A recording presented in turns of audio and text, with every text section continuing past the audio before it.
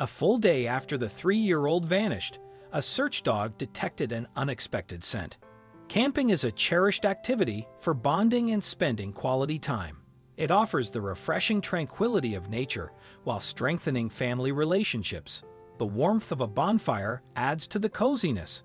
However, what if a family member suddenly disappeared? In eastern Texas, amidst the serene forest, a search was underway for a missing 3-year-old boy named Ezra Parrish.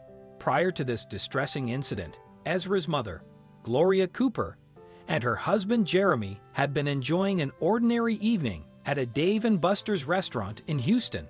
Meanwhile, Ezra, Gloria's son from a previous relationship, was on a camping excursion several miles away.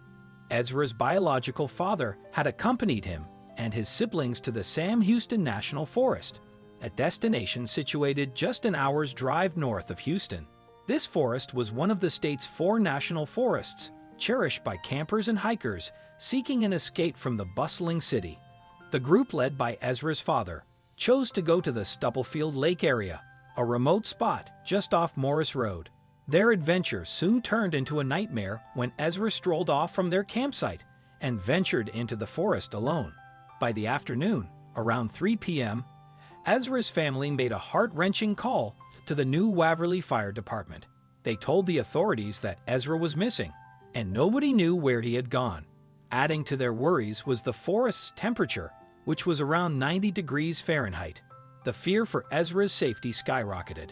As hours passed with Ezra still missing, they contacted Ezra's mom, who was in Houston. There was no other way to break the maddening news to Gloria. The stranger informed her that Ezra had gone missing from the campsite earlier that day. Gloria and Jeremy rushed to the car and made a quick drive to Stubblefield Lake. As they drove, they also made a bunch of phone calls to their family and friends, near or far, and asked for assistance. Gloria's sister and her niece, Leland, who lived in California, were among those who offered their help. The duo hopped on the first flight to Houston and rushed to join the rescue operation. By the time they arrived, the mission to find Ezra was still ongoing. The search continued throughout the night. When 1 o'clock a.m. came, the people's energy and will to carry on with the search were slowly depleting. With the heightened desperation of the situation, Jason Slott, the chief of the New Waverly Fire Department, sent out a call for additional resources. But the growing number of people searching for Ezra in the early hours of May 28, 2017, led a member named Jan Tips to send out a request for Texas EquuSearch volunteers to join the search.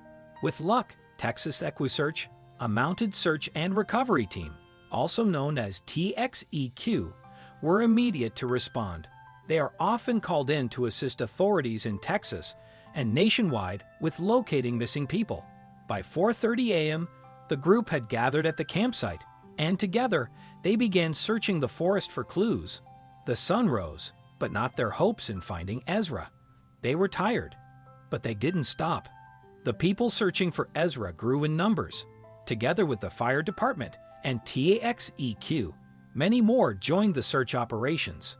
Some were experienced rescuers who knew the terrain, such as the Sam Houston Trails Coalition, while others were simply concerned citizens who wanted to help when they learned about Ezra being missing.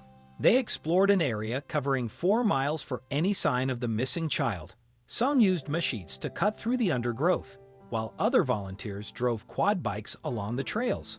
Others opted for using dogs to help them sniff out any clues. TXEQ's president, Tim Miller, even used a boat in a nearby lake and employed sonar equipment to scan the water for any signs of a body. Fortunately, the hunt went in vain, but it still put them at ease and postponed that horrifying possibility.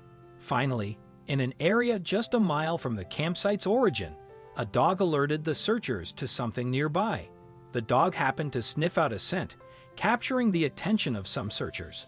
They moved closer to the area. Gloria's niece, Leland, who had been scanning the trails for hours and calling out Ezra's name repeatedly, followed the canine as it eagerly tracked the smell.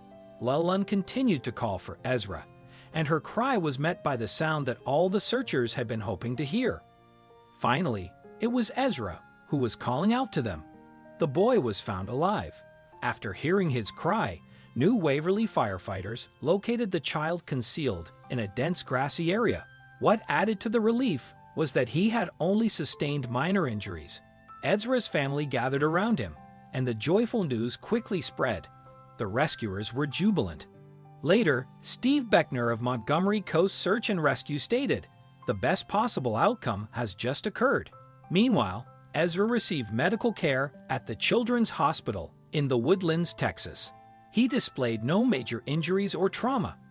With the assistance of man's best friend, a child was rescued from peril and happily reunited with his family unharmed. Their sense of smell isn't just more potent than that of humans, they employ it differently. While a human might merely detect the aroma of a roasting pot roast, a dog's remarkable sense can individually identify every ingredient in that dish. This is an absolute fact. Thanks for watching another heartwarming video. Please check out our channel for more stories that will make your heart melt.